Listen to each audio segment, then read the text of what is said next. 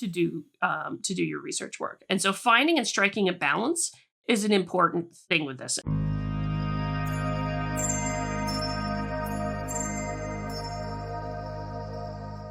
Okay.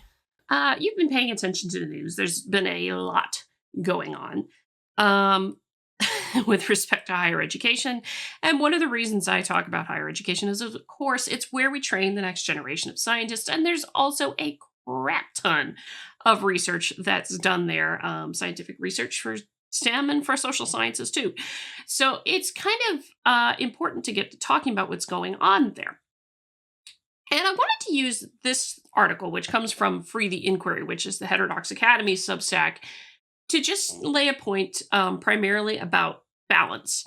Because I've talked ad nauseum about some of the issues that the Academy itself has wrought with respect to viewpoint diversity and campus free expression and academic freedom.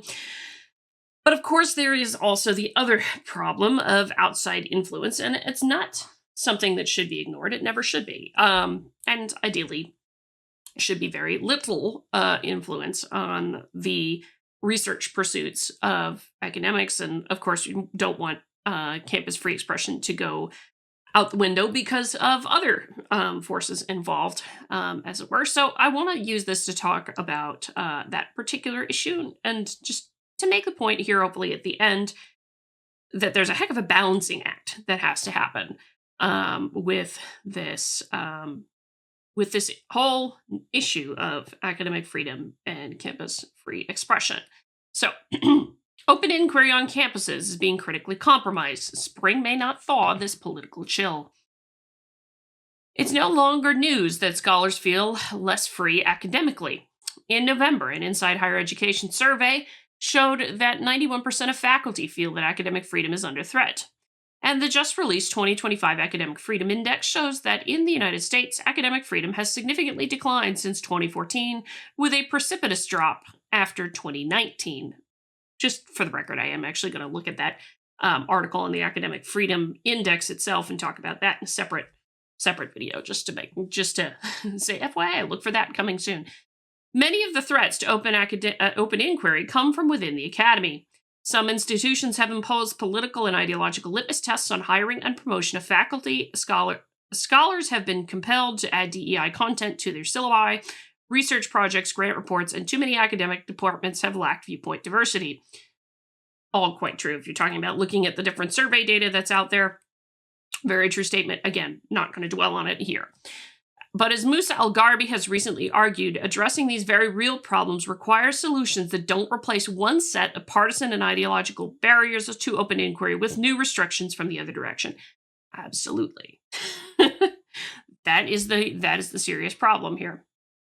At Heterodox Academy, our primary mission is to ensure that universities are places where open inquiry in classroom scholarship and research is a reality. We are therefore concerned with the culture and experience on the ground and the policies that shape that culture. Recent political actions from the federal government, however, suggest that the culture of open inquiry is being critically compromised on campuses around the country.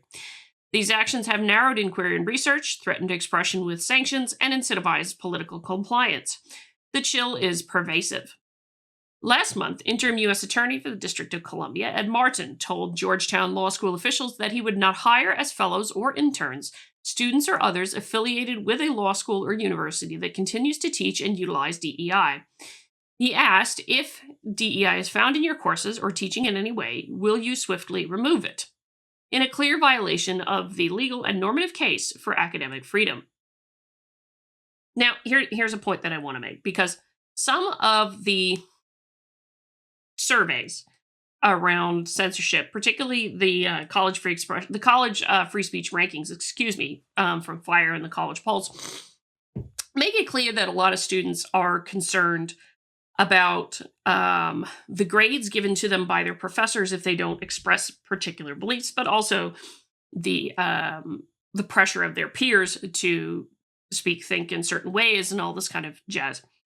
And so I think there is a difference to be made there between teaching, which I don't have a problem with anybody teaching about any particular concept that there is.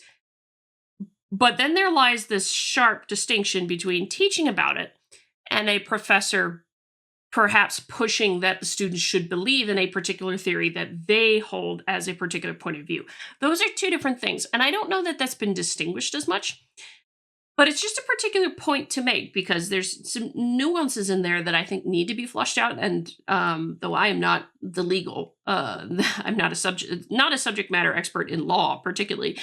It would be an interesting question to ask of a legal professional. It's like, well, okay, hold on. What say professors teaching and going off and teaching, okay, and what have you? Then what is the line? What is the barrier where a professor might be then saying, in their capacity as a professor, you should believe X theory that I believe? Well, does that then infringe on the ability of a student to say, well, no, here's why I don't think here, and here's why I don't agree with you. If the professor is saying you should believe this kind of thing. So that is where I kind of would say there's some nuance that needs to be discussed in this. That's kind of getting a little ignored at times. And so we'll continue on that note for now, but that's a point that I wanted to make before I continue.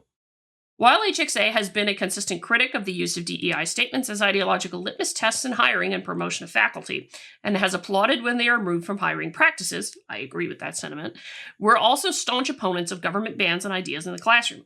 Go back to what I said a second ago. Teaching of ideas, talking about different types of ideas, that's great. Where's the line in between? Because I think that's the question mark thing that there is. And justifiably should be some discussion in the nuance of what's appropriate there and, how far does it go? In Keshien versus the Board of Regents, 1967, the Supreme Court warned against the government trying to cast a pall of orthodoxy over the classroom. In response to Martin's letter, Georgetown Law School Dean William Trenor defended his institution's exercise of its academic freedom, writing, quote, "The First Amendment, however, guarantees that the government cannot direct what Georgetown and its faculty teach and how to teach it. The Supreme Court has continually affirmed that among the freedoms central to universities' First Amendment rights are its abilities to determine on academic grounds who may teach, what to teach, and how to teach it," end quote. Earlier that week, the U.S. Department of Education issued a Dear Colleague letter threatening institutions with deep funding cuts. The letter claimed that, quote, "pervasive and repugnant race-based preferences and other forms of racial discrimination have emanated through every facet of academia." In support of this claim, it asserted that, quote, "colleges, universities, and K-12 schools have routinely used race as a factor in admissions, financial aid, hiring, training, and other institutional programming." Now, I don't need to read this next statement here just to make the point, but you always get nervous when it's something that vague. But it's what is meant by institutional programming? What the hell do you mean? And what they say here on the next in the next thing is that, it's not the Department of Education that sets the curriculum and cannot exercise any control over the curriculum as a point there, and that is part of law. The Department of Education cannot do that. Neither can the federal government do that in any manner, at least according to law. Prohibits any part of the federal government. Yeah. Mm-hmm. So that's the point to make on that one, is that in the push to address some certain problems in academia, you gotta avoid the overcorrection in the other direction. And in particular, the one that concerns me, of course, is the notions of the chilling of research. Because, if certain words are a problem, you do end up with the question of walking on eggshells and how do you avoid that. And so that is a concern for everybody involved here. So again, be careful how far you go in the other direction, because I also have a problem. I have a problem with the notion of requiring certain statements and things like that. Like I've mentioned it before, I have no love for the DEI statements that were and were in some places required for funding, for promotions, for hiring, all of those kinds of things.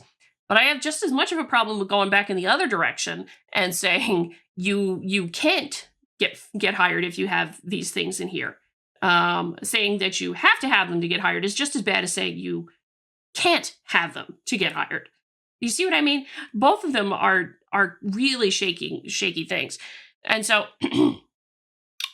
that is the concern that I have with it. And going back in the other direction too far. There's a balance that's there to be had, and figuring out how to do that balance is the real trick. Now, I'm not going to go all the way through this because this is actually a long piece, but I wanted to go at least that far to make the point that this isn't an easy thing at all to figure out the free expression kind of thing and balancing competing objectives. Although I also ultimately go back to the ultimate telos of not the ultimate telos, that's redundant because telos is ultimate purpose. But I go back to the telos of the university, and what is that?